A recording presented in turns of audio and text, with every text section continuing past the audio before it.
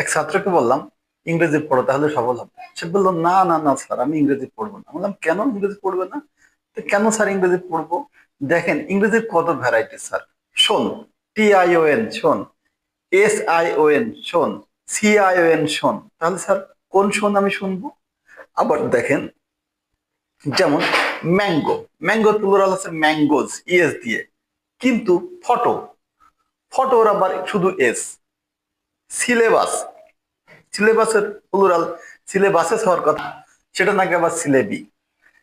চাইল্ডের plural child's হওয়ার কথা, না সেটা আবার চিলড্রেন। এবার দেখেন, শুধু কি তাই? পজিবল, পজিবলের বিপরীত শব্দ নিশ্চয়ই আনপজিবল হওয়ার কথা, না সেটা নাকি আবার ইম্পসিবল।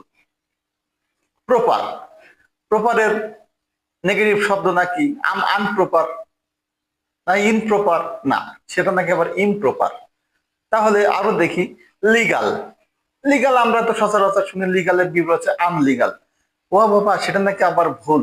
তো সঠিকটা কোনটা? সেটা সঠিক নাকি ইললিগাল। হ্যাঁ, ইম্পর্টেন্ট, ইম্পর্টেন্টের বিপরীত কি হতে পারে? ইম্পর্টেন্টের বিপরীত হবে ইনইম্পর্টেন্ট অথবা ইমইম্পর্টেন্ট, না সেটা আবার নাকি আনইম্পর্টেন্ট।